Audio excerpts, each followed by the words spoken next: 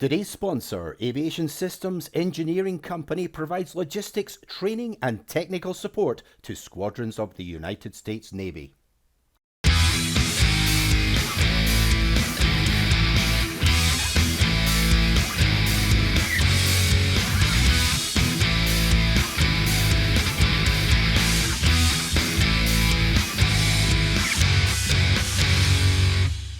Hello everyone and welcome back to The Horn Presents Road to the Race with David Starr. David, great to see you once again. Good to see you again, sir. Yeah, and here we are again at Texas Motor Speedway with only a few days to go until the big race. We're certainly looking forward to it.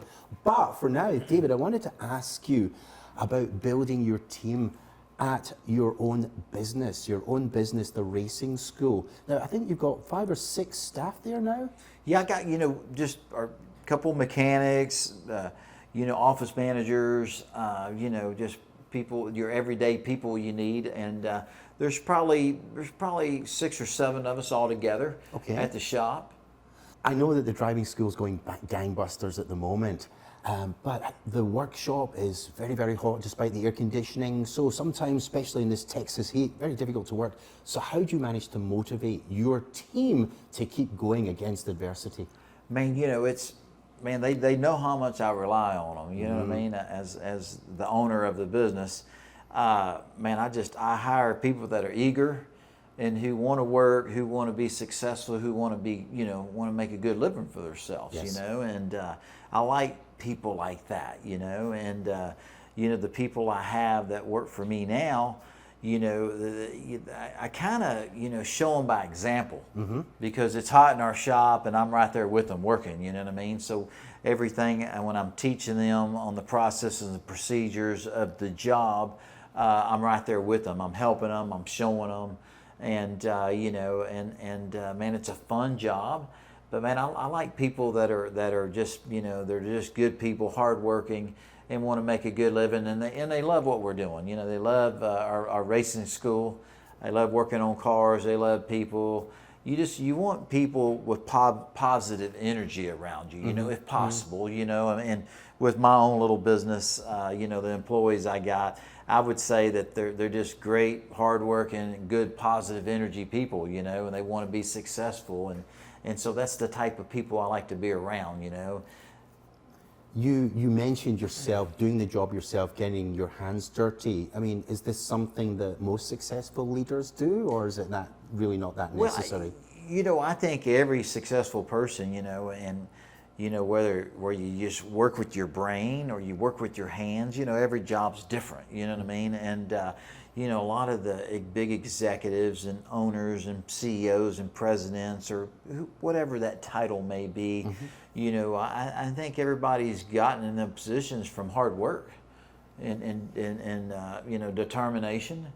I don't know too many people who have gone to the top and have done well for themselves that didn't really put in the hard work to grunt, and I've always, the way I was raised from my parents was, if you want something bad enough, you got to go out there and work, and just knowing all the different companies and people, and growing up around the people, you see the determination and the hard work that it takes to have something be successful or win, and now that I'm older and I have a racing school business, my own business, and I am a race car driver, it's just that determination, that desire to be successul, and it's not just in NASCAR racing school or a NASCAR race car. That's just in life. I was talking to somebody not too long ago. They said, you ever thought about, you don't really learn anything from the successes you have. You think you learn a lot from the downside of things. When you hit a bump in the road and you got to figure it out, that's when you kind of learn,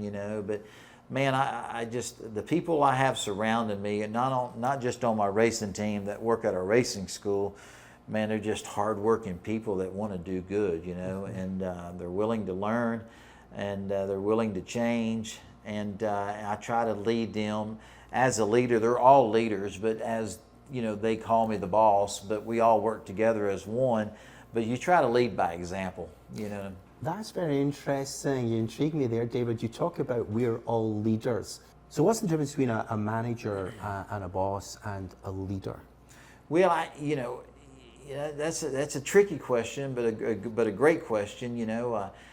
Just because you got a boss or somebody has authority over people doesn't mean they're a great leader. You can have somebody that's an employee and that answers to a boss or a lead or authority person, but the person the person that's doing the work and answering to them, they're the leader. It's just, I don't know. I think it's attitude.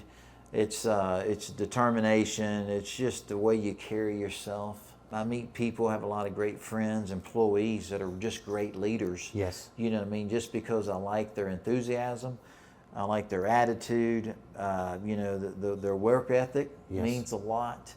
And just because they're not the boss, they're the workers. Yes. In any successful companies, the workers are the product. They're making it happen. You know what I mean? But it's just, man, I have a lot of leaders that I surround myself around and that we work together. Even though I own the company and I have employees, my employees, they're really leaders just because of how they carry themselves. So David, do you feel that modesty or humility play a part in leadership? I think it does. If you're talking about people that are famous or more noticeable type people, it's I like I have a lot of people I look up to, or heroes, and people, movie stars and athletes that you're like, wow, that's pretty awesome. But when you get to meet them, if you're fortunate enough to meet people that have gotten to those higher levels, and you see on TV, or great athletes, and if you meet them and understand the person they are, the way they treat people and treat their staff or their teammates or the people they work with, I mean, I think it really tells you what type of people they are. I've met some famous people that once you get to know them, it's like, man, if I'm ever at that level, I'm sure not going to carry myself like that. When you finally accomplish a dream, that don't make you above anybody. That makes you fortunate in your dream. You accomplish your dream, but you learn a lot about people when if they as they do better in life or in business or whatever. But I don't know. I just look at it, and I hope everybody else views it like I view it. We're just all the same. If some have done better than others, but at the end of the day, as long as you're happy and you're getting what you want, it's all that matters. If you're not Michael Jordan, but you're still playing basketball, hey man, I'm still playing basketball. I'm doing what I love to do. I like to think that the measure of a person's success is their ability to overcome adversity. So it doesn't necessarily mean making lots of money, but it could be, for example, learning to walk again after an accident, bringing up your children healthily, if you like, making a marriage work, growing a business, or doing your job well, overcoming adversity. There must be times in the workshop at the driving school where something happens where it's going to put everyone behind schedule, you're going to miss a deadline or something like that. How does your team deal with some kind of hurdle or adversity that gets in the way?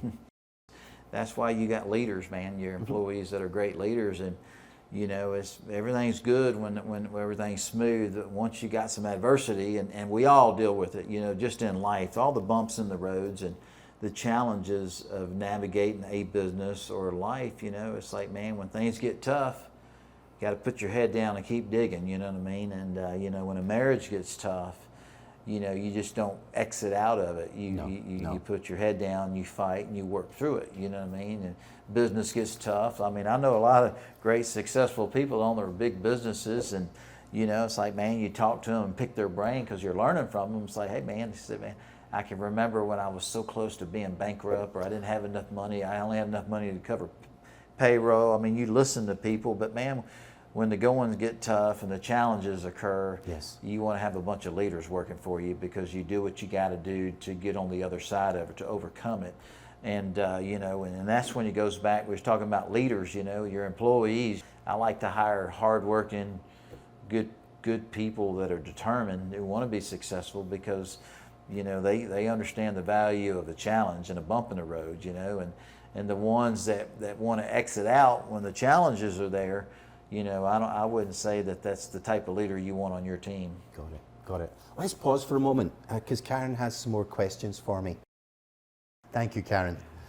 Okay. Oh, wow. Adam from Chicago would like to ask you, David, if you were shipwrecked on an abandoned island and all your necessities were covered, all the necessities like food and water and shelter, what 2 items would you bring with you? That's a great question. Struck dumb. No, that's a great question. It's not. It's a terrible question. No, well, it's one that makes you think. We're so used to our phones these days, Yes. Neil. Having your phone to get information, contact people, listen to music, be entertained. If they had food for you and had all the other necessities, I think a cell phone and maybe a knife. Okay. Excellent. Thank you. Yeah. Hang on. Karen from Frisco, I have no idea who that is, has been reading about the Dakotas, Lakotas, and Nakota Sioux. Do you have a spirit animal? And if so, what is your spirit animal? Well, I mean, Neil, do you have one? No, I don't. I don't either. Yes. I'm trying to think of a really snappy comeback, and I've just gone completely blank. Dear, oh dear, oh dear. Oh my gosh. All righty, let's move on. Dan from New Jersey would like to ask, if you had an opportunity to play any other sport professionally, what would you choose to play? I love basketball, I love baseball, and I love football. And the truth of the matter is I played all 3 of them, and I wasn't any good at all 3 of them either, So, like all kids, and played at football up in high school and baseball. But, golly, man, I'd love to be a great wide receiver on an NFL team. I think that'd be pretty cool. I'd love it, but that's a far-fetched question, and that would probably never happen. Well, talking about far-fetched, I would love to play professional soccer for Scotland in the FIFA World Cup and score 3 goals in every single game, but that's extreme wishful thinking. Thank you for that, David. Here we are, Mickey from New York. No, we're not going to ask that one. Laura from DC, what is your go-to coffee shop order? What is your favorite coffee shop order? Doesn't necessarily have to be coffee. I love Starbucks. Yeah. I think we all like Starbucks, and my wife got me hooked on it. But a caramel latte with whipped cream is my go-to drink every morning. It's pretty simple, pretty basic, and I'm kind of a creature of habit. So when I walk into my local Starbucks, they already usually have it there sitting for me because they know what I'm going to order. Okay. When George W. Bush gave up drinking coffee for health reasons, I decided to join him. And like President Bush, I get terrible, terrible headaches for about a month.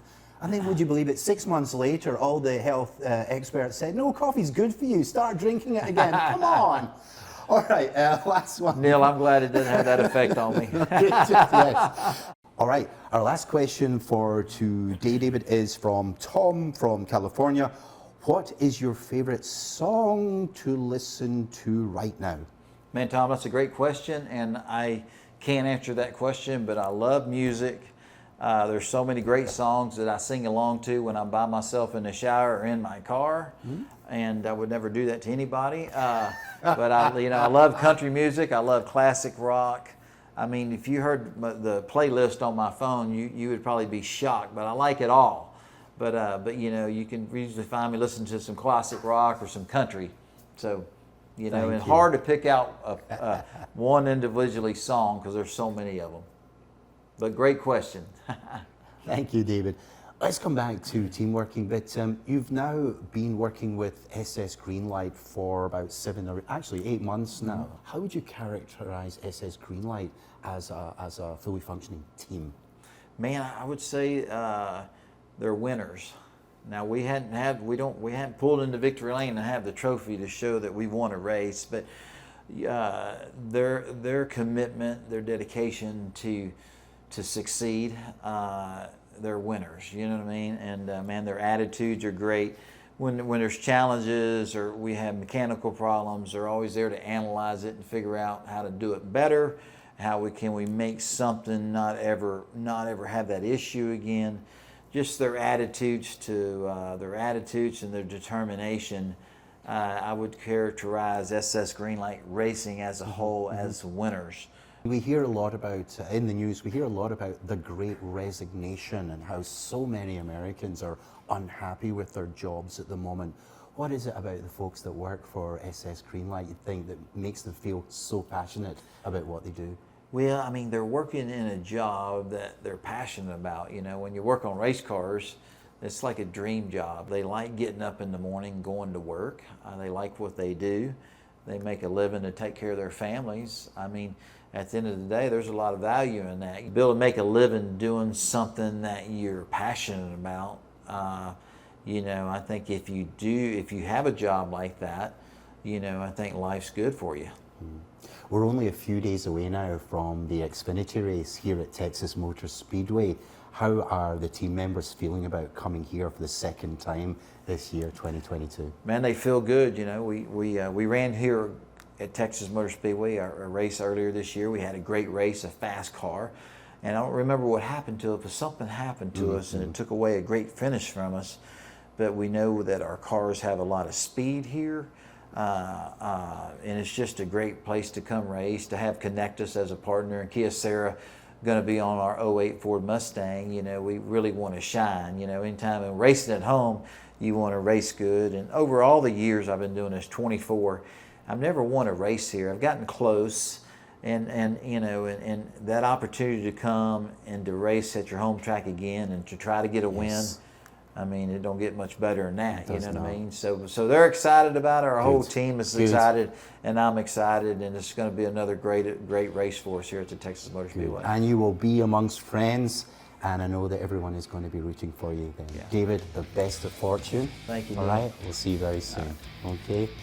And we'll see you on yet another issue of The Horn Road to the Race, live from here on race day. You all take care.